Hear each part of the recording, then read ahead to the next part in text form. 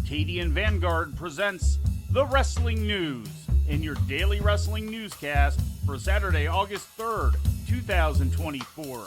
Good morning, I'm Mike Sempervive. We begin today with the SummerSlam Go Home episode of Smackdown, broadcast live last night on Fox from the Rocket Mortgage Fieldhouse in Cleveland. In the main event, Tama Tonga and Jacob Fatu of the Bloodline defeated DIY to win the WWE Tag Team Championship.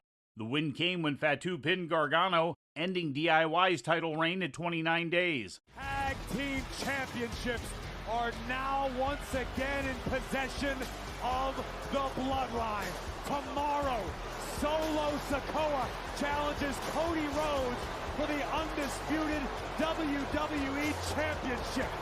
Cody Rhodes' kingdom is under siege. The Bloodline is storming the castle. Who will leave SummerSlam in charge of SmackDown? Solo Sikoa of the Bloodline appeared during the opening segment to challenge WWE Champion Cody Rhodes to make their match tonight at SummerSlam a Bloodline Rules match, which Rhodes accepted. The Unholy Union defended their Women's Tag Team Championship on the show, losing the match but not the title to Jade Cargill and Bianca Belair via disqualification due to outside interference from Blair Davenport. After the match, Belair and Cargill received a beating from the Unholy Union and Davenport.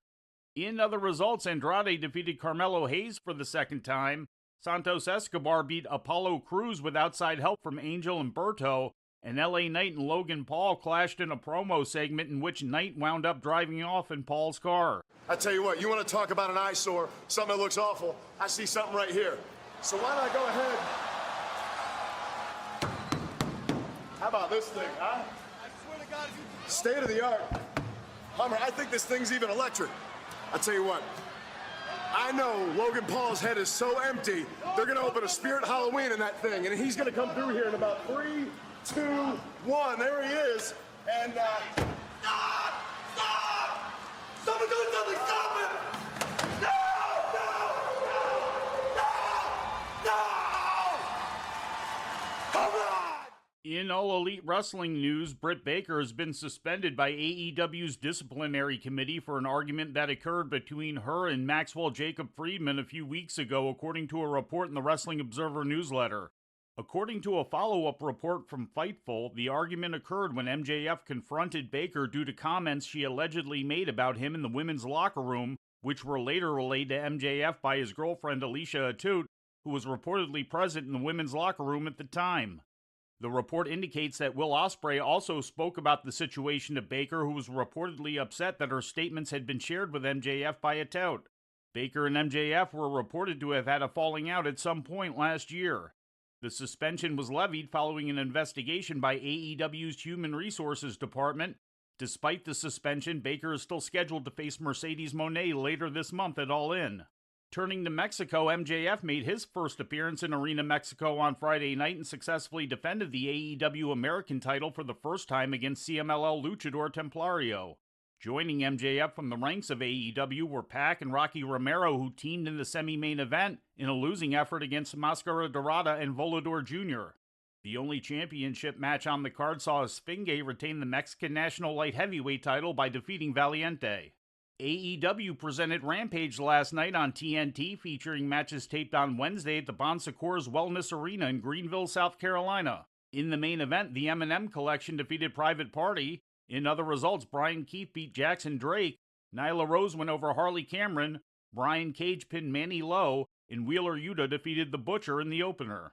In WWE news, Matt and Jeff Hardy met with WWE officials yesterday in Cleveland, according to a report from Mike Johnson.